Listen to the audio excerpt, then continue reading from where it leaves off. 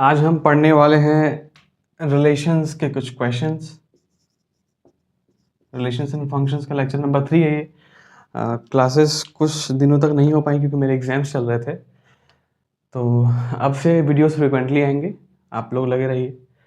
तो एक बार हम लोग क्विकली रिकैप कर लेते हैं कि क्या क्या पढ़ा है हमने। ठीक है, तो रिलेशंस में हमने पढ़ा, एम्प्टी रिलेशंस पढ़ा था, क्या होता है ना, एम्प्टी रिलेशंस पढ़ा, यूनिवर्सल रिलेशन पढ़ा, यूनिवर्सल रिलेशन क्या होता है, आइडेंटिटी रिलेशन क्या होता है ना। उसके बाद रिफ्लेक्सिव पढ़ा, रिफ्लेक्सिव क्या होता है। फिर सिमेट्रिक पढ़ा, सिमेट्रिक और ट्रांजिटिव। ठीक, और ऐसा रिलेशन जो रिफ्लेक्सिव भी होता है, सिमेट्रिक भी होता है, ट्रांजिटिव भी होता है, ऐसे रिलेशंस को हम लोग बोलते हैं इक्विवेलेंस रिलेशन। इक्विवेलेंस रिलेशन, ठीक है।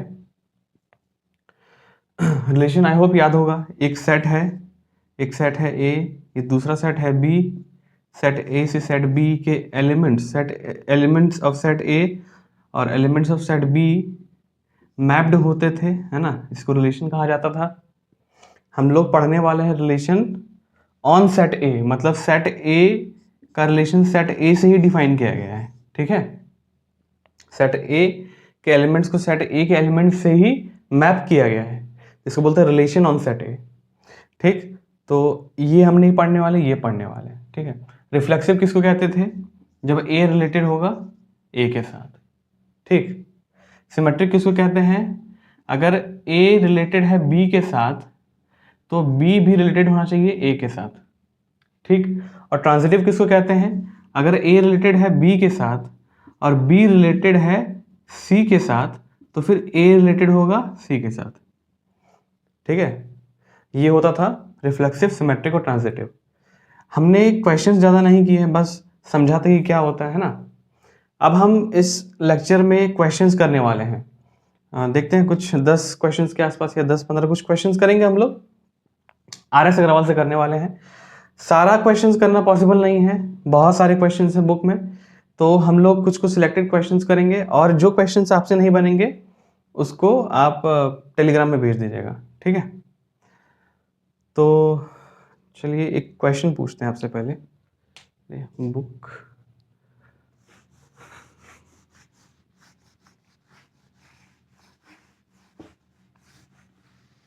एक रिलेशन है एम्प्टी रिलेशन। ठीक है, एक रिलेशन है एम्प्टी रिलेशन। बताइए ये रिलेशन ट्रांजिटिव रिलेशन होगा या नहीं होगा।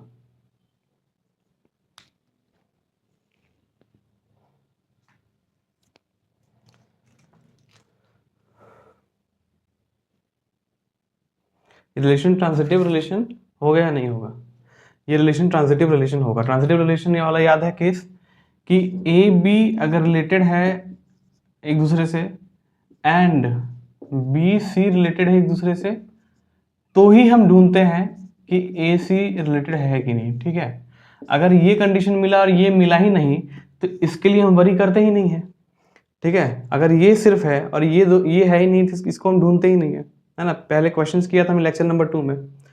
तो ट्रांजिटिव में क्या है ना, ट्रांजिटिव के केस में क्या है कि ट्रांजिटिव के केस में मैंने बताया था आप लोगों को कि ट्रांजिटिव के डेफिनेशन को बस गलत प्रूव करना है। अगर गलत प्रूव हो गया तो ट्रांजिटिव रिलेशन नहीं होगा। तो हम यहाँ पे गलत प्रूव नहीं करवा रहे हैं, हम बस कह रहे हैं कि हमको ये सारे एलिमेंट्स मिल ले रहे हैं। अगर ए बी के साथ रिलेटेड है, बी सी के साथ रिलेटेड है, तो ए सी के साथ रिलेटेड होगा। इस चीज़ को हम गलत नहीं प्रूव कर पाएंगे। ठीक है, तो ये भी क्या हो जाएगा, ट्रांजिटिव रिलेशन हो जाएगा। ठीक है, तो ट्रांजिटिव रिलेशन जहाँ पे हमने पढ़ा था वहाँ पे लिख लीजिए कि एम्प्टी रिलेशन भी क्या होता है, ट्रांजिटिव रिलेशन होता है। ठीक, तो कुछ कुछ क्वेश्चंस हम लोग करते हैं solve.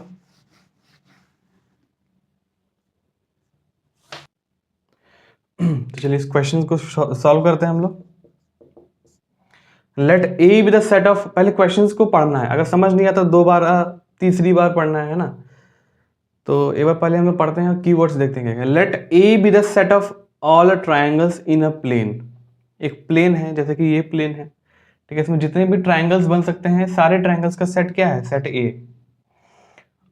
And let R be a relation in A. R क्या है, एक रिलेशन है ए पे रिलेशन है।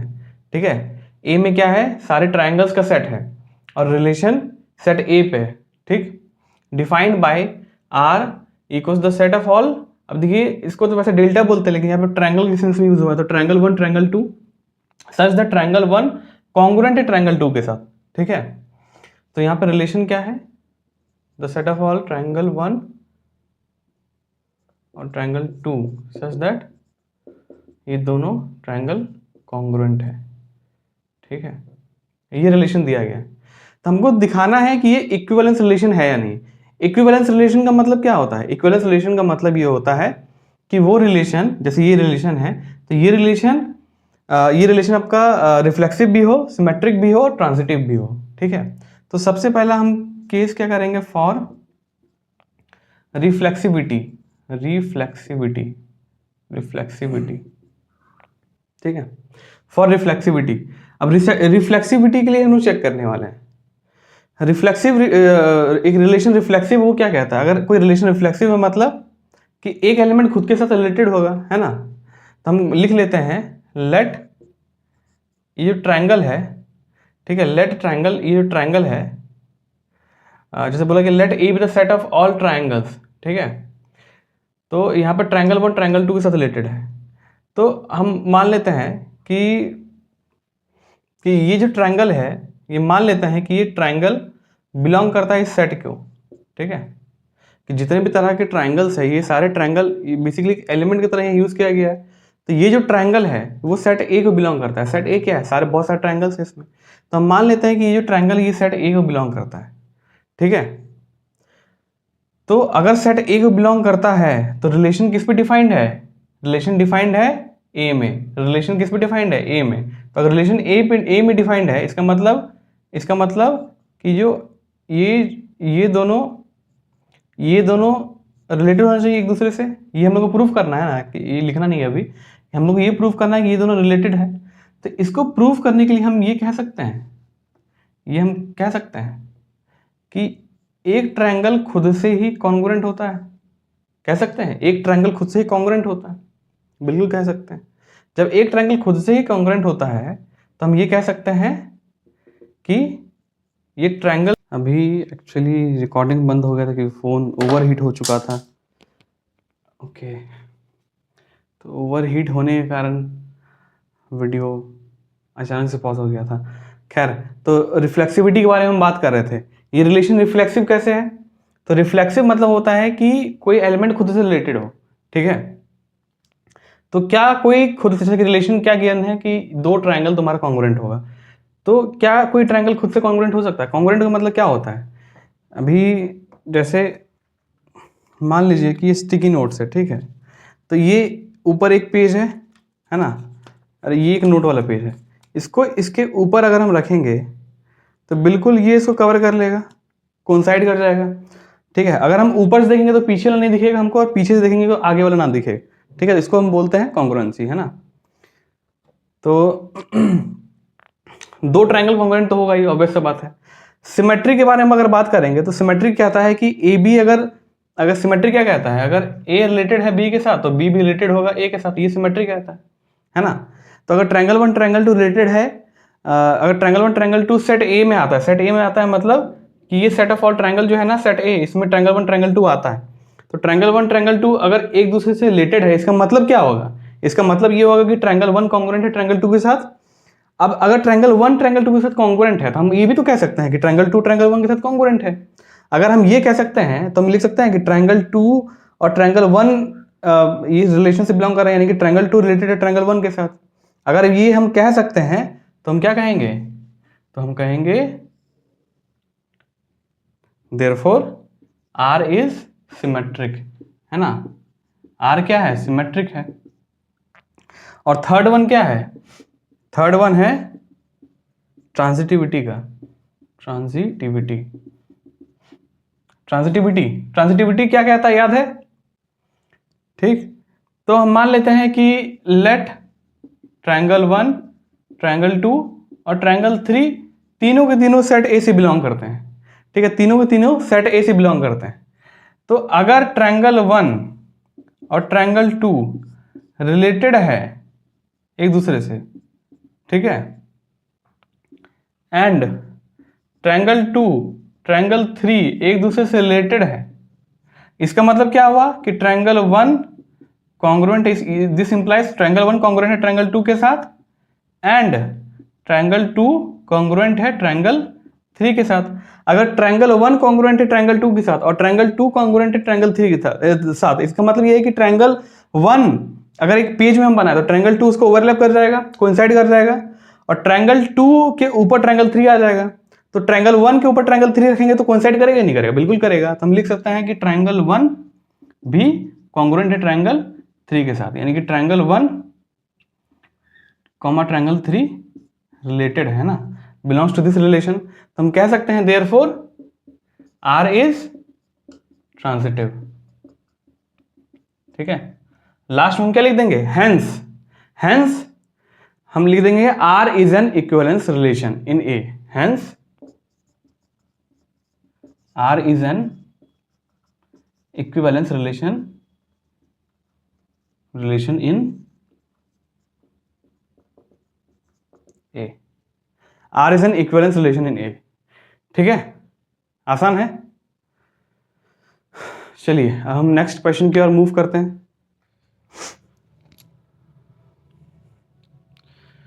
फोन ओवरहीट होने की वजह से बार बार कैमरा बंद हो जा रहा है। खैर, तो इस क्वेश्चन को एक बार देखिए, है ना। एक सेट है A, इस सेट में ये जो सेट A है इसमें बहुत सारे लाइंस है। ठीक है, बहुत सारे लाइंस का ये सेट है। एक प्लेन है, एक्स वाई प्लेन है। एक्स वाई प्लेन मतलब क्या होता है? एक्स एक्सिस और वाई एक्सिस, एक्स एक्सिस और वाई एक्सिस। तो इस प्लेन में जितने भी लाइंस बनेंगे उन लाइंस का सेट है सेट ए। ठीक है, अगर मान लीजिए हम बात करते हैं एक्स वाई जेड एक्सिस की बात करते हैं तो ये क्या बनता है? ये बनता 3D, है ना, स्पेस बन जाता। अगर हम सिर्फ बात करते हैं एक्स एक्सिस की, या सिर्फ वाई एक्सिस या सिर्फ जेड एक्सिस की बात करते हैं तो एक लाइन बनता है ना, 1 डायमेंशन बनता है। तो 2 डायमेंशन के बारे में बात कर रहे हैं। इसमें जितने भी लाइंस हैं इसका सेट क्या है? सेट ए। ठीक है, तो बोला जा रहा है कि सेट ए क्या है? ऑल लाइंस का सेट है, और आर एक रिलेशन है सेट ए पे, यानी कि लाइंस एक दूसरे से रिलेटेड है। अब किस तरीके से रिलेटेड है ये हम देखेंगे। तो ये कह रहा है कि रिलेशन कैसा है L1 L2 का, such that L1 is parallel to L2। ठीक है, मतलब लाइन जो है ये एक दूसरे के पैरेलल है। तो जो लाइंस एक दूसरे के पैरेलल है वही रिलेशन बना रही है, वही रिलेशन फॉर्म कर रही है, वही रिलेशन में है। ठीक है, इसके अलावा जो भी लाइन्स है वो रिलेशन में नहीं है। तो कह रहा है कि ये दिखाना है कि ये जो रिलेशन है ये इक्विवेलेंस रिलेशन है। हम इतना तेज हो गए हैं कि हमको पता है कि इक्विवेलेंस रिलेशन का शो करना है, इसका मतलब हमको शो करना है कि ये रिफ्लेक्सिव, सिमेट्रिक और ट्रांजिटिव है ना। तो सबसे पहले क्या करते हैं? रिफ्लेक्सिव के लिए शो करते हैं। तो ये रिलेशन दिया गया है। रिफ्लेक्सिव के लिए क्या होता है कि वो खुद से रिलेट करना चाहिए। तो हम मान लेते हैं कि लाइन है जो कि इस सेट से बिलोंग कर रहा है।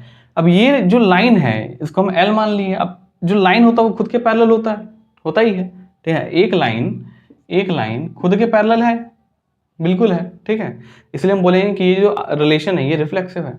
नेक्स्ट हम आते हैं सिमेट्री पे, देखते हैं कि ये सिमेट्रिक है कि नहीं। सिमेट्रिक मतलब अगर ए बी से रिलेटेड है तो बी भी ए से रिलेटेड होना चाहिए, है ना। तो हाँ, तो अगर दो लाइंस रिलेटेड है ना, यानी कि दो लाइंस रिलेटेड मतलब दोनों लाइंस है, ये इस सेट पे बिलोंग कर रही है, यानी कि दो लाइंस है ना, इस सेट पे बिलोंग कर रही है। और अगर ये रिलेटेड है, ठीक है, साथ में ये भी हमें लिख देना चाहिए कि L1, ठीक है, यहां पे आप लिख दीजिएगा या फिर नीचे लिख दीजिएगा एंड L1 L2 बिलोंग कर रहा है इस रिलेशन से। अगर L1 और L2 इस रिलेशन से बिलोंग कर रहा है तो हम लिखेंगे क्या कि L1 पैरेलल है L2 के। अगर L1 पैरेलल है L2 के तो क्या L2 पैरेलल नहीं होगा L1 के? अगर L1 L2 के पैरेलल है तो L2 भी तो L1 के पैरेलल होगा, है ना। तो हम लिख सकते हैं कि L1 पैरेलल है L2 के तो L2 भी पैरेलल होगा L1 के। तो हम लिख सकते हैं जब L2 पैरेलल है L1 के तो L2 L1 से रिलेटेड है। तो अगर L1 L2 से रिलेटेड है, ये हमने माना, ठीक है, ये हमने माना, ठीक, तो ये हमने माना, यहाँ पे लिख लेते हैं इफ, ठीक है, if L1 L2 belongs to R, अगर ये दोनों लाइंस रिलेटेड है एक दूसरे से, ये यानी कि दोनों पैरेलल है, तो हम देख रहे हैं कि L2 L1 भी R मतलब दोनों एक दूसरे से रिलेटेड है। इसका मतलब ये है कि ये रिलेशन सिमेट्रिक है। ठीक है, और ट्रांजिटिविटी मतलब क्या होता है? ट्रांजिटिव मतलब मान लेते हैं कि L1 L2 L3 ये 3 लाइंस है। ठीक, अब ये 3 लाइंस है। अब अगर हम मान लेते हैं कि L1 L2 रिलेशन से बिलोंग कर रहा है और L2 L3 भी बिलोंग कर रहा है, ये हम मान लिए। तो ट्रांजिटिव होने के लिए L1 और L3 को भी बिलोंग करना पड़ेगा। तो हम क्या लिखेंगे, L1 L2 अगर इस रिलेशन से बिलोंग कर रहा है तो हम बोलेंगे L1 पैरेलल है L2 के। और अगर L2 L3 L2 रिलेटेड है L3 के साथ, हम लिख सकते हैं L2 पैरेलल है L3 के। तो अगर L1 पैरेलल है L2 के तो हम ऐसे बना सकते हैं L1 is parallel to L2। और अगर L2 पैरेलल है L3 से लिख सकते हैं L2 is parallel to L3। हमको क्लियरली दिख रहा है कि L1 और L3 भी पैरेलल है, तो हम लिख सकते हैं कि L1 पैरेलल हो जाएगा L3 का। अगर L1 L3 के पैरेलल है तो L1 और L3 रिलेटेड होगा, ठीक है, यानी कि ये जो रिलेशन है ये ट्रांजिटिव है। तो अगर ये रिलेशन R सिमेट्रिक भी है, रिफ्लेक्सिव भी है, सिमेट्रिक भी है, ट्रांजिटिव भी है, तो हम क्या लिखेंगे लास्ट में, hence R is an equivalence relation in A। ठीक है, सिंपल। अब ये लास्ट वाला क्या कह रहा है ये हम देखते हैं। रिकॉर्ड हो रहा है वीडियो? Yes, fine. तो find the set of all lines related to the line y equals to 3x + 5। अब ये थोड़ा सा नया चीज है, बहुत ज़्यादा नया चीज़ नहीं है, हमने 11th में पढ़ा था, स्ट्रेट लाइंस चैप्टर पढ़ा था, है ना। तो ये छोटा सा स्पेस में हम डिस्कस करते हैं इसको। ये क्वेश्चन क्या कर रहा है कि find the set of all lines related to the line y, देखिए y इक्वल्स टू 3x + 5। आपको ये कुछ ऐसा दिख रहा होगा, आपको याद है एक हम स्ट्रेट लाइन के इक्वेशन पढ़ते हैं, y equals to mx + c, याद है, जहाँ पे m क्या होता था, स्लोप होता था, ठीक है, स्लोप होता था। तो बोल रहा है कि सेट ऑफ ऑल लाइंस, उन लाइंस का सेट निकालना है, यानी कि देखिए ये जो रिलेशन है ये सारा लाइन के बीच तो रिलेशन नहीं है, कुछ ही लाइन के बीच रिलेशन है। तो ये बोल रहा है कि find the set of all lines related to the line this, ठीक है। अब एक लाइन दे दिया गया है ये, ठीक है, एक लाइन दे दिया गया है, बोला है कि इससे जो लाइन रिलेटेड है, अब ये भी एक लाइन है, अब इससे जो लाइन रिलेटेड है उसका आपको सेट निकालना है, यानी कि इससे जो लाइन पैरेलल है उसका आपको सेट निकालना है, ठीक है। तो क्लास 10th में जाते हैं, पहले 10th में भी इसका कंसेप्ट था, आपको याद है, a1x + b1y प्लस या फिर इक्वल टू c1 कर देते हैं, ठीक है, और a2x + b2y equal to c2 कर देते हैं। तो पैरेलल वाला कंडीशन याद है? अगर नहीं याद है तो देखिए अभी याद कर लीजिए, a1/a2 equal to b1/b2 equal to not c1/c2। जहां पे भी होता था वहां हम कहते थे क्या, कि ये लाइन पैरेलल है, ठीक है। a1/a2 equal to b1/b2 equal to not c1/c2, जहां पे भी हो गया तो हम कहेंगे कि ये लाइन क्या है, पैरेलल है, ठीक है, ठीक। और एक चीज, ये पहला कंसेप्ट, और दूसरा कंसेप्ट कि जो पैरेलल लाइंस होती है ना उसका स्लोप सेम होता है, बराबर होता है, ठीक है। तो अगर ये line y equals to 3x + 5 का इक्वेशन है, ठीक है, तो उसका स्लोप बराबर होगा, ठीक है, बदलता सिर्फ ये वाला पार्ट है, ठीक है, इंटरसेप्ट भी बदलेगा। तो हम क्या लिखेंगे इसको, y, अब इससे कौन कौन से लाइन इससे पैरेलल होंगी, तो हम लिखेंगे y equals to 3x + k, जहां पे k क्या है, कोई भी कांस्टेंट वैल्यू है, जहां k क्या है, कोई भी कांस्टेंट वैल्यू है, ठीक है। तो बोला है कि find the set of all lines related to the line this. तो इस लाइन से जो भी रिलेटेड लाइंस उसका सेट निकालना है, ठीक है। तो यहाँ पे k के जगह कोई भी आप नंबर रखिए, कोई भी रियल नंबर रखिए, आपको मिल जाएगा वैल्यू, ठीक है। तो ये पूरा सेट हो जाएगा, ठीक, वो देख लीजिए।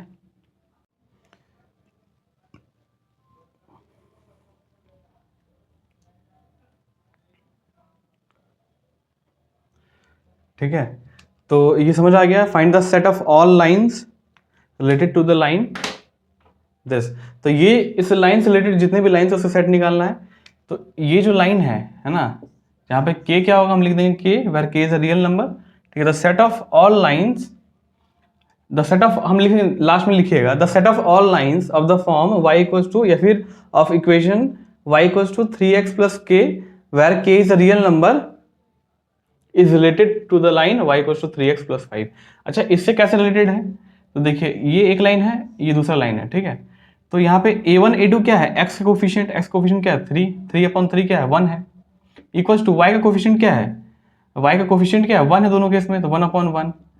और c1 c2 क्या है, ये 5 है, ये k है, ठीक है। तो k कोई भी रियल नंबर हो सकता है, इक्वल नहीं होगा यहाँ पे, ठीक है। तो हम यहाँ पे k इक्वल्स टू 5 को छोड़ देंगे, क्योंकि k इक्वल्स टू अगर 5 हो जाएगा ना तो ये दोनों लाइन सेम हो जाएगा, और जब सेम लाइन होगा तो पैरेलल होता ही है, तो इसलिए हम लिख देंगे क्या कि k रियल नंबर है, k 5 भी होगा तो कोई दिक्कत का बात नहीं है, क्योंकि k जब 5 होगा तो ये सेम लाइन बन जाएगा। ठीक है, आई होप आपको समझ आ गया होगा। थर्ड क्वेश्चन की ओर मूव करते हैं। जैसे जैसे गर्मी बढ़ रहा है वैसे वैसे रिकॉर्डिंग में भी प्रॉब्लम हो रही।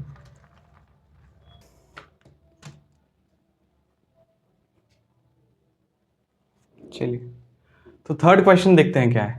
क्या कह रहा है ये, let z be the set of all integers. हमें पता है z क्या है, सेट ऑफ ऑल इंटीजर्स होता है। ठीक है, आर रिलेशन है इन z, यानी कि ये जो रिलेशन है वो इंटीजर टू इंटीजर डिफाइन किया गया है। ठीक है, defined by R the set of all a b such that a minus b is even.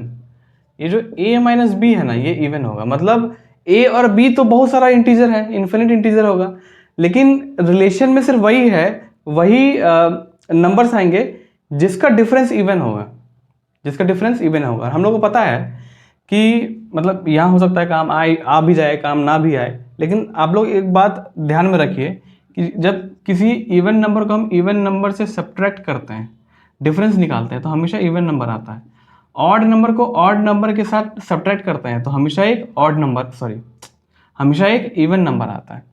लेकिन जब हम ऑड नंबर और इवन नंबर का डिफरेंस निकालते हैं तो हमेशा एक ऑड नंबर आता है।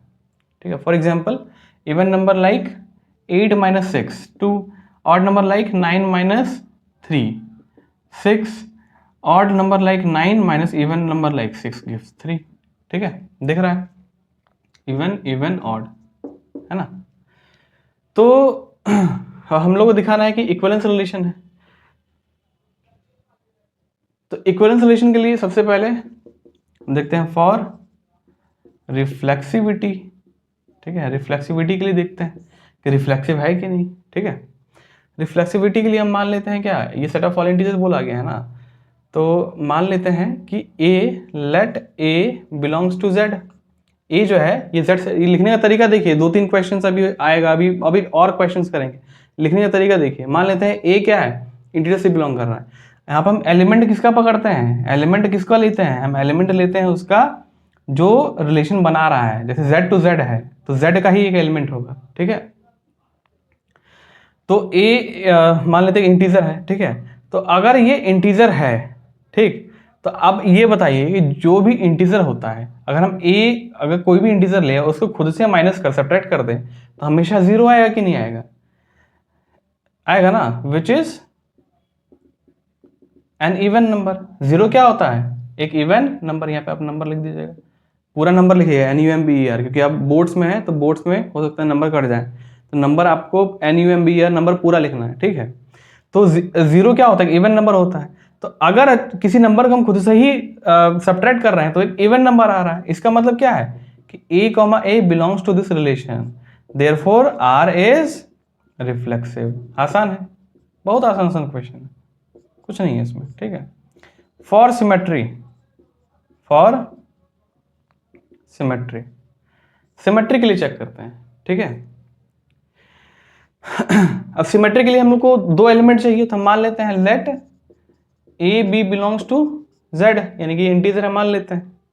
अगर ये इंटीजर है तो हम मानते हैं if a, b belongs to this relation. अगर ये रिलेशन से बिलोंग कर रहा है, इसका मतलब क्या होगा कि a माइनस बी क्या होगा, एक इवन नंबर होगा।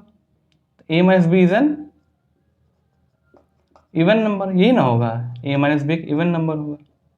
ठीक, अब अगर a माइनस बी एक इवन नंबर होगा तो कोई भी इवन नंबर का नेगेटिव भी इवन नंबर होता है। जैसे कि 2 अगर एक इवन नंबर है तो नेगेटिव ऑफ 2 भी एक इवन नंबर होगा।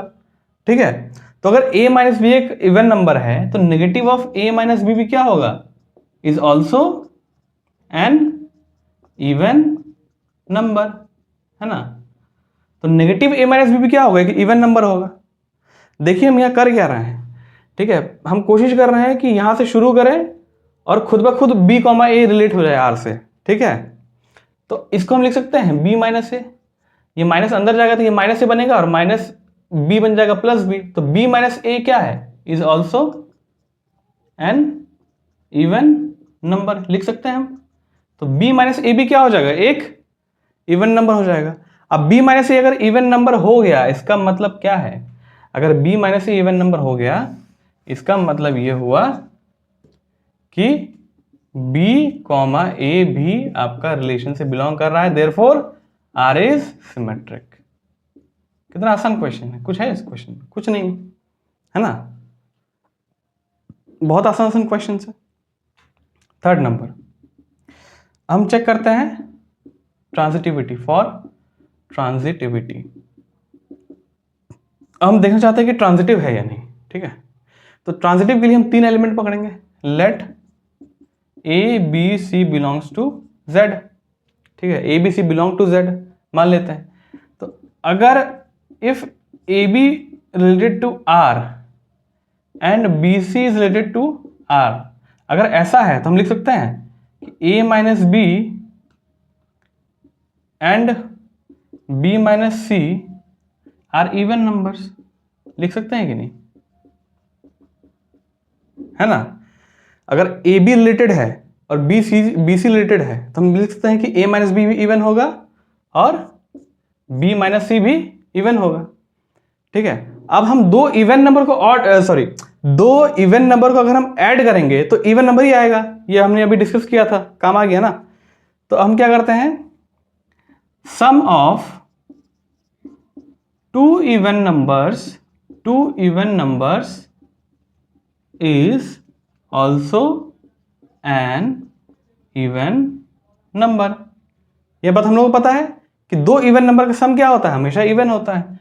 तो a minus B plus B minus C, ये दो इवन नंबर है, इनका जो सम होगा ये क्या होगा, ये होगा a minus B plus B minus c. B खत्म, क्या आया, a माइनस सी आया, is also an even number. a minus c is also an even number. तो यहां से क्या निकल गया, a माइनस सी। ट्रांजिटिव के लिए क्या था, a minus B, B minus C, तो बस हमको a माइनस सी दिखाना था, तो a माइनस सी तो अपने आप आ गया। तो हम क्या बोलेंगे, therefore a comma c is a comma c belongs to r। लिख सकते हैं, तो हम लिख देंगे यहाँ पे सो r इज ट्रांजिटिव। ठीक है, r क्या है, ट्रांजिटिव है। ठीक है, r ट्रांजिटिव है, तो हम लास्ट में क्या लिखेंगे, hence r is an equivalence relation in z। आसान था क्वेश्चन। ठीक है, नेक्स्ट क्वेश्चन की ओर मूव करते हैं। तो थोड़ा सा अलग क्वेश्चन मिल गया इस बार, ये शायद हम डिस्कस कर रखा है ना। ठीक है, तो देखिए क्या कहता है कि a set of all lines है इन अ प्लेन, जैसा पिछली बार कहा गया था वैसा ही है। And let r be relation in a defined by, ये रिलेशन दिया गया। रिलेशन क्या है, the set of all L1 L2 such that L1 is perpendicular upon L2। पिछली बार क्या था, L1 और L2 पैरेलल था, और इस बार क्या है, L1 और L2 परपेंडिकुलर है ना। तो हम लोग दिखाना है कि क्या, कि शो करना है कि सिमेट्रिक ही है सिर्फ, और रिफ्लेक्सिव ट्रांजिटिव नहीं है। तो चलो सिमेट्रिक से शुरू कर देते हैं। फॉर सिमेट्री, तो सिमेट्री के लिए देखते हैं क्या है। सिमेट्री मतलब क्या होता है, दो एलिमेंट लेना है हम लोगों को, है ना। तो हम ले लेते हैं L1 L2, let L1 L2 belongs to set A। ठीक है, L1 L2 सेट A को बिलोंग करता है। If L1 L2 belongs to this relation R, अगर इस R से ये अगर इस रिलेशन R को बिलोंग करते हैं तो हम लिख सकते हैं L1 is perpendicular upon L2, लिख सकते हैं। ठीक है, क्योंकि रिलेशन हम मान लिए हैं कि इस रिलेशन से बिलोंग करता है, तो रिलेशन क्या करता है कि जो भी लाइंस इस रिलेशन में बिलोंग करेगा वो आपस में परपेंडिकुलर होंगे, एक दूसरे के परपेंडिकुलर होंगे। ठीक है, तो चूंकि ये रिलेशन से बिलोंग कर रहा है तो परपेंडिकुलर होंगे। अब बताइए, अगर L1 L2 पे परपेंडिकुलर है तो क्या L2 L1 पे परपेंडिकुलर नहीं होगा, बिल्कुल होगा। जब ऐसा केस है तो हम कह सकते हैं कि L2 L1 भी इस रिलेशन R को बिलोंग कर रहा है, कह सकते हैं। जब इस रिलेशन R को बिलोंग कर रहा है तो हम कह सकते हैं therefore R is symmetric. R क्या है, सिमेट्रिक है। ठीक, नेक्स्ट हम देखते हैं अब रिफ्लेक्सिव और ट्रांजिटिव के लिए कि ये रिफ्लेक्सिव ट्रांजिटिव क्यों नहीं है। ठीक है, अभी आपको कुछ कुछ नई चीजें पता लगेंगी। रिफ्लेक्सिविटी, रिफ्लेक्सिविटी के लिए हम देखते हैं। रिफ्लेक्सिव कहता है कि खुद से रिलेट होना चाहिए बस, तो हम मान लेते हैं लेट एल बिलोंग्स टू ए। मान लेते हैं कि एल एक लाइन है जो ए को बिलोंग कर रही है, ठीक है। अब ये बताइए कि क्या एल खुद से परपेंडिकुलर हो सकता है? क्या कोई लाइन खुद से परपेंडिकुलर हो सकता है? एक लाइन है, क्या खुद से परपेंडिकुलर हो सकता है? नहीं। खुद से पैरेलल हो सकता है लेकिन परपेंडिकुलर नहीं होगा। तो हम क्या लिखेंगे कि since a line can't be perpendicular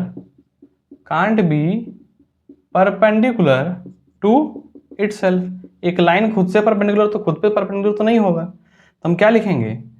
जब खुद पे परपेंडिकुलर नहीं होगा तो हम बोलेंगे देयरफॉर, हम ये कहेंगे कि so L, L does not belong to this relation. इस रिलेशन से बिलोंग ही नहीं कर रहे हैं।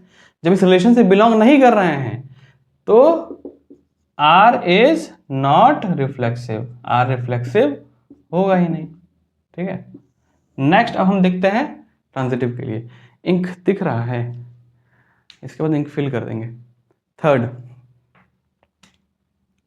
ठीक है, थर्ड क्वेश्चन के आसपास डायग्राम बना दीजिएगा, ठीक है। डायग्राम बनाना जरूरी। तो ट्रांजिटिविटी के लिए देखते हैं। फॉर ट्रांजिटिविटी के लिए देखते हैं, ठीक। ट्रांजिटिविटी के लिए हम लोग को 3 एलिमेंट्स चाहिए, है ना, 3 एलिमेंट्स। तो लेट L1, L2 और L3 बिलोंग्स टू ए। मान लेते हैं कि ये ए को बिलोंग कर रहे हैं, ठीक। अगर ये ए को बिलोंग कर रहे हैं और हम मान लेते हैं इफ L1, L2 रिलेटेड है एक दूसरे से एंड L2, L3 एक दूसरे से रिलेटेड है, ठीक है, L2, L3 एक दूसरे से रिलेटेड है, तो हम क्या लिख सकते हैं कि L1 परपेंडिकुलर है L2 पे एंड L2 परपेंडिकुलर है L3 पे। तो आप लोग तो नोटबुक के इस साइड लिखिएगा, जगह रहेगा ना इस नोटबुक में, आप लोग इधर लिखिएगा, इस इधर इधर, यहाँ तो जगह रहेगा, तो यहाँ पे ये डायग्राम बनाना है, ठीक है। ये डायग्राम हम बनाते हैं, वो आपको इसी साइड बनाना है। तो L1 मान लेते हैं, ये एक लाइन है L1, ये लाइन है L1, L2 इस पे परपेंडिकुलर है तो ये लाइन हो जाएगा L2, हो जाएगा, ठीक। L2 थोड़ा बड़ा बनाते हैं, L2। अब L2 L3 पे परपेंडिकुलर है तो L3 ऐसा हो जाएगा कुछ, ये हो जाएगा L3, ठीक है। तो आपको कहीं से लग रहा है कि L1 और L3 परपेंडिकुलर है? लग रहा है कहीं पे? नहीं लग रहा है ना। L1 और L3 क्या दिख रहा है? देखिए L1 और L2 परपेंडिकुलर है और L2 और L3 परपेंडिकुलर है ना। तो अगर हम देखें तो इन दोनों का सम देखें तो 180 आ रहा है। को इंटीरियर एंगल आपने पढ़ा होगा, जब 180 आ रहा है तो हम लोग क्लियरली यहाँ पे दिख रहा है, क्लियरली क्या दिख रहा है कि L1 पैरेलल है L3 के, परपेंडिकुलर तो है ही नहीं। सो हम लिख सकते हैं L1, L3 does not belong to this relation, है ना। Therefore R is not transitive, ठीक। अच्छा, एक चीज छूट गया, हर बार छूट गया, अभी याद आया। यहाँ लिखा है शो दैट, तो हर बार हम लोग लास्ट में क्या लिखेंगे? हैंस प्रूव्ड, ठीक है, हैंस प्रूव्ड। ये हम लोग को भूलना नहीं चाहिए। हम लोग हमेशा लास्ट में क्या लिखेंगे? हैंस प्रूव्ड, ठीक है, ये लिखना अनिवार्य है, ओके। तो अब इसको लिखिए, इंक भरते हैं हम। चलिए, तो हम 5th क्वेश्चन कब सॉल्व करते हैं, पहले समझ लेते हैं क्या है। Let S be the set of all real numbers, ठीक है, एस रियल नंबर्स का सेट है, and let R be relation in S, क्या है, ए बी सच दैट 1 + AB > 0, ठीक है। तो हम लोग को क्या दिखाना है, शो करना है कि ये रिफ्लेक्सिव है और सिमेट्रिक भी है लेकिन ट्रांजिटिव नहीं है। तो रिफ्लेक्सिव और सिमेट्रिक के लिए हम देखते हैं। फॉर रिफ्लेक्सिविटी के लिए हम देखते हैं, ठीक है। तो रिफ्लेक्सिव के लिए सिर्फ हम लोग को एक एलिमेंट चाहिए, तो हम क्या लिखेंगे? Let a belongs to S, इस बार एस लिखेंगे, ठीक है। जो सेट दिया गया है उसको लिखते हैं। तो let a belongs to S. तो अगर एस से बिलोंग कर रहा है, ठीक, और हम इन जनरल अगर लिखें कि 1 प्लस, अब ए और बी है तो बी की जगह भी ए हो जाएगा, है ना। a इंटू ए यानी कि ए स्क्वायर, 1 प्लस ए स्क्वायर अगर हम बात करें, ठीक है। चूंकि यहाँ तक हमको पहुँचना है, इससे पहले अगर हम, चूंकि हमको पता है कि s क्या है, रियल नंबर है, set of all real number है ना, ये a भी क्या होगा, रियल नंबर होगा। तो ये बताइए कि ए स्क्वायर क्या होगा। अगर a एक रियल नंबर है तो ए स्क्वायर क्या होगा, ये भी एक रियल नंबर होगा, और ये हमेशा greater than equal to zero होगा। चूंकि रियल नंबर, तो रियल नंबर जीरो भी हो सकता है, नेगेटिव भी हो सकता है, पॉजिटिव भी हो सकता है, लेकिन ए स्क्वायर कभी भी नेगेटिव नहीं होगा। जीरो हो सकता है लेकिन कभी भी नेगेटिव नहीं होगा, यानी कि ये नॉन नेगेटिव होता है, ठीक। तो अगर इसमें हम 1 ऐड कर दे तो 1 plus a square is greater than equal to 1 लिख सकते हैं। 1 plus a square is greater than equal to 1 लिख सकते हैं, बिल्कुल लिख सकते हैं। अगर 1 प्लस ए स्क्वायर 1 के बराबर या उससे बड़ा है तो 1 प्लस ए स्क्वायर हमेशा जीरो से तो बड़ा ही होगा।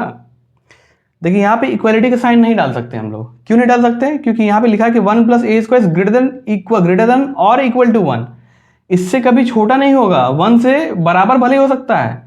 जो सबसे कम वैल्यू है इसका 1 प्लस ए स्क्वायर का वो 1 है, ज़्यादा से ज़्यादा इन्फिनाइट भी जा सकता है। तो मिनिमम वैल्यू इसके अकॉर्डिंग क्या है, 1 है। 1 plus a square is greater than equal to 1 का मतलब यह है कि 1 प्लस ए स्क्वायर जो सबसे ज़्यादा वैल्यू होगा वो हमको नहीं पता, लेकिन जो सबसे कम वैल्यू होगा 1 होगा। ये 1 से बड़ा है या उसके बराबर है। तो 1 से जो छोटा नंबर है 0, तो इससे तो हमेशा ये बड़ा ही होगा, लेकिन यहाँ पे इक्वल टू नहीं लिख सकते क्योंकि यहाँ पे लिख रखा है कि जो मिनिमम है ये 1 है, ठीक है। तो हम लिख सकते हैं कि 1 plus a square greater than equal सिर्फ ग्रेटर देन 0 लिख सकते हैं। तो ये वाला कंडीशन हम अचीव कर लिए, है ना। तो जब 1 plus a square greater than 0 हम लिख दिए तो हम लिख सकते हैं therefore R is reflexive. R क्या है, रिफ्लेक्सिव है, ठीक है। अब सिमेट्रिक के लिए हम लोग को 2 एलिमेंट लेना पड़ेगा फॉर सिमेट्री, ठीक है। बुक के सोल्यूशन में कभी जाइएगा तो उतना डिटेल नहीं मिलेगा, खुद सोचिए थोड़ा, ठीक। फॉर सिमेट्री, अब सिमेट्री के लिए हम देखते हैं। सिमेट्री में हम लोग क्या करना है, let A B belongs to this set S, ठीक है। अगर if A B belongs to this relation, यानी कि ए रिलेटेड है बी के साथ, अगर ए बी से रिलेटेड हो तो हम क्या लिख सकते हैं, 1 प्लस ए बी ग्रेटर देन 0 लिख सकते हैं। अगर ए बी रिलेटेड है तो यहाँ पे लिखा है साफ साफ, अगर ए बी से रिलेटेड है तो 1 प्लस ए बी ग्रेटर देन 0 होगा, जहाँ पे ए और बी इस सेट एस से बिलोंग कर रहे हैं, है ना। तो अगर 1 प्लस ए बी ग्रेटर देन 0 है तो हम ये लिख सकते हैं, देखिए तो अगर 1 प्लस ए बी ग्रेटर देन 0 है तो हम लिख सकते हैं 1 प्लस बी ए भी ग्रेटर देन 0 होगा। क्यों? सिंस ए बी और बी ए तो बराबर होता है ना, हम लोग पढ़े हैं बचपन में कि मल्टीप्लीकेशन इज कम्यूटेटिव। अगर हम कम्यूट कर दें मल्टीप्लीकेशन में तो भी हम लोगों का प्रोडक्ट हमेशा सेम आएगा, है ना। तो 1 प्लस बी ए भी लिख सकते हैं। तो अगर 1 प्लस बी ए हम लिख सकते हैं तो हम लिख सकते हैं क्या कि बी ए भी इस रिलेशन से बिलोंग कर रहा है ना। देयरफॉर, ठीक है, देयरफॉर हम लिखेंगे कि आर इज सिमेट्रिक। ये रिलेशन है ये सिमेट्रिक है। तो हमें रिफ्लेक्सिव प्रूव करना था, हमने कर दिया। सिमेट्रिक प्रूव करना था, हमें कर दिया। ट्रांजिटिव दिखाना है कि नहीं है तो हम दिखाते हैं। Third number for transitivity, transitivity के लिए हम देखते हैं, तो हम मान लेते हैं, ठीक है। देखिए बस अभी लिखिएगा नहीं, देखिए एक बार। अगर ट्रांजिटिविटी की हम बात करें तो मान लेते हैं कि ए बी सी आपका इस सेट एस से बिलोंग करेगा, ठीक है। हम लिखेंगे वही कि 1 प्लस ए b greater than 0, 1 plus B c greater than 0। हम लोग लास्ट में प्रूव करना होगा क्या कि 1 प्लस ए सी ग्रेटर देन 0 नहीं होगा, है ना। ये वाला केस पॉसिबल नहीं होगा। तो थोड़ा सा देखने में पेचीदा लग रहा है। तो एक चीज़ आप लोग गांठ बांध लीजिए अभी कि जब भी ऐसा केस आए, ठीक है, जब भी ऐसा केस आए तो हम लोग को बस एक ऐसा एग्जाम्पल लाना है और लिख देना है जिससे डेफिनेशन गलत प्रूव हो जाए। बस एक एग्जाम्पल, एक उदाहरण लाना है, फिर पूरा ही ये रिलेशन ये ट्रांजिटिव नहीं होगा, ठीक है। तो हम मान लेते हैं, ठीक है, मान लेते हैं कि let A B C belongs to this set S, ठीक है। इफ A B belongs to this relation R and B C belongs to this relation R, तो हम क्या लिख सकेंगे, A plus 1 plus A B is greater than 0 and 1 plus B C is greater than 0, ये लिख सकते हैं। ठीक है, अब हम कुछ अज्यूम करते हैं। देखिए यहाँ पे खेला ना बी कर रहा है, यहाँ पे बी है, यहाँ पे बी है, जब हम लास्ट में यहाँ पहुंचेंगे ना, यहाँ बी गायब हो जाता है। तो कुछ ऐसा खेला करना है कि बी गायब हो जाए तो गेम ही पलट जाए। ठीक है, अगर हम ले लें ए के जगह ले लें हम लेट से 1, देखते हैं वैल्यू बस लेके देखते हैं, हिट एंड ट्रायल कर रहे हैं, क्योंकि आप लोगों को भी हिट एंड ट्रायल करना पड़ेगा। धीरे धीरे आप लोगों को समझ आया है कि किस तरीके से चैप्टर में अप्रोच किया जाता है। ए का वैल्यू अगर हम 1 ले लें, बी का वैल्यू 0 ले लें और सी का वैल्यू हम -1 ले लें, तो देखते हैं क्या होता है। ठीक है, तो ए का वैल्यू अगर 1 लेंगे, ठीक है, बी का वैल्यू 0 लेंगे, तो ये तो पूरा 0 बन जाएगा, तो 1 is greater than 0, true. B का वैल्यू 0 है, सी का वैल्यू जो भी हो, तो ये पूरा 0 हो जाएगा, तो 1 इज ग्रेटर देन 0, ट्रू। अब ये वाला जो केस आता है 1 प्लस ए सी ग्रेटर देन 0, ए का वैल्यू 1 है, सी का वैल्यू -1 है। ठीक है, तो 1 प्लस 1 इंटू -1, ये कितना आ रहा है, 1 -1, ये तो 0 आ रहा है, तो 0 ग्रेटर देन 0 थोड़ी होता है, तो गलत प्रूफ हो गया। ठीक है, तो यहाँ पे लिख देते हैं से। ठीक है, ठीक, तो अगर हम यहाँ पे दिखा दें कि ये गलत है, ठीक है, हम यहाँ पे दिखा दें कि 1 प्लस ए सी वाले केस में अगर हम देखें, 1 प्लस ए सी वाले केस में देखें, यहाँ पे चलिए प्रूफ करते ही चलते हैं। 1 प्लस ए बी की जगह हम रखें 1 प्लस ए का वैल्यू 1, बी का वैल्यू 0, तो ये आ जाएगा 1 विच इज ग्रेटर देन 0। ठीक, फिर 1 प्लस बी सी रखें, तो ये आ जाएगा 1 प्लस बी का 0, सी का -1, इसका वैल्यू फिर से 1 आएगा, ग्रेटर देन 0, ये भी ट्रू हो गया। ठीक है, अब नेक्स्ट केस लेते हैं ये वाला 1 प्लस ए सी वाला। ठीक है, 1 प्लस ए सी वाला। ठीक है, ए का वैल्यू 1 और सी का वैल्यू -1, क्या आ गया, 1 -1 इक्वल्स टू 0। ठीक है, ठीक है, तो 0 इज नॉट ग्रेटर देन 0। ठीक है, तो हम लिख सकते हैं कि ए सी जो है it does not belong to this relation, therefore R is not transitive, R transitive नहीं है। ठीक है, आया समझ में, आर इज नॉट ट्रांजिटिव। चलिए इसको भी लिखिए।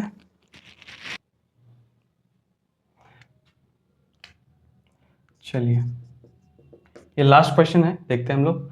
Late S with a set of all real numbers. ठीक है, वैसा ही है, and let R be a relation in S defined by the set of all a b such that a is less than equal to b. ठीक है, तो बोला है कि दिखाना ये रिलेशन रिफ्लेक्सिव और ट्रांजिटिव है लेकिन सिमेट्रिक नहीं है। ठीक, तो फॉर रिफ्लेक्सिविटी के लिए हम देखते हैं। ठीक है, रिफ्लेक्सिविटी के लिए क्या करना पड़ता है, बस एक एलिमेंट लेना है, let a belongs to S. ठीक है, अब a less than equal to a होगा कि नहीं होगा, बिल्कुल है, ए खुद से कम तो नहीं है लेकिन ए खुद के बराबर है, देयरफॉर आर इज, या फिर हम ऐसे कह सकते हैं कि A comma A belongs to this relation, A comma A belongs to this relation, therefore R is reflexive. तो आर क्या है, रिफ्लेक्सिव है। नेक्स्ट, फॉर दिखना है किसके, ट्रांजिटिविटी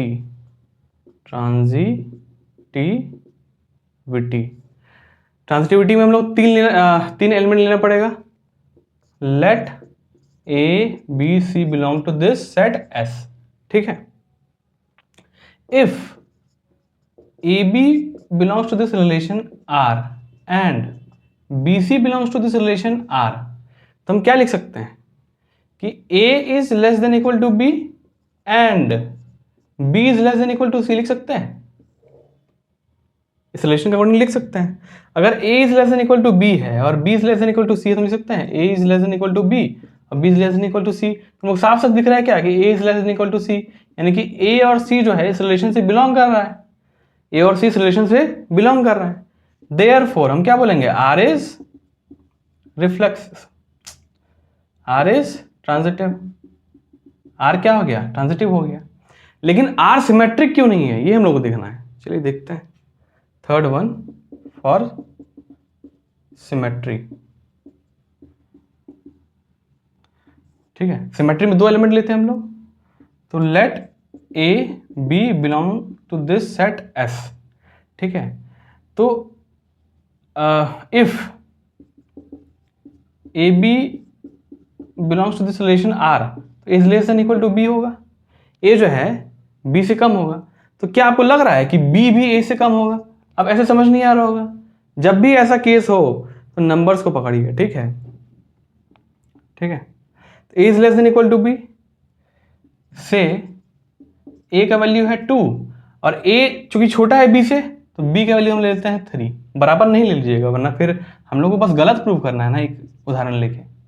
ठीक है, तो ए का वैल्यू 2 हो गया, बी का वैल्यू 3 हो गया, तो 2 is less than equal to 3, बिल्कुल सही बात है। बट अगर हम लें b less than equal to a लें, तो क्या 3 लेस देन इक्वल टू 2 है किसी केस में? 3 कभी 2 से नहीं छोटा हो सकता नहीं बराबर हो सकता है, but is not true, is not true, ये ट्रू नहीं है। तो हम क्या लिखेंगे?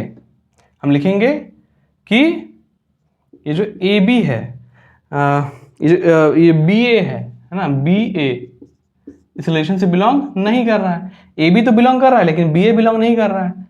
Therefore R is not symmetric, R is not symmetric, यानी कि आर सिमेट्रिक नहीं है। तो प्रूव करना था रिफ्लेक्सिव है तो कर दिया, ट्रांजिटिव है कर दिया, बोला कि प्रूव करना सिमेट्रिक नहीं है तो वो भी कर दिया। अब लिख देंगे हैंस प्रूव्ड। ठीक है, तो यहां तक रहने देते हैं, एडिटिंग में भी थोड़ा समय लगेगा, इतना सारा 4-5 वीडियो बार बार रिकॉर्ड करना पड़ा। तो हम लोग मिलते हैं नेक्स्ट लेक्चर में, इसका पार्ट 2 जल्दी आ जाएगा, कल परसों probably. Okay, thank you for watching.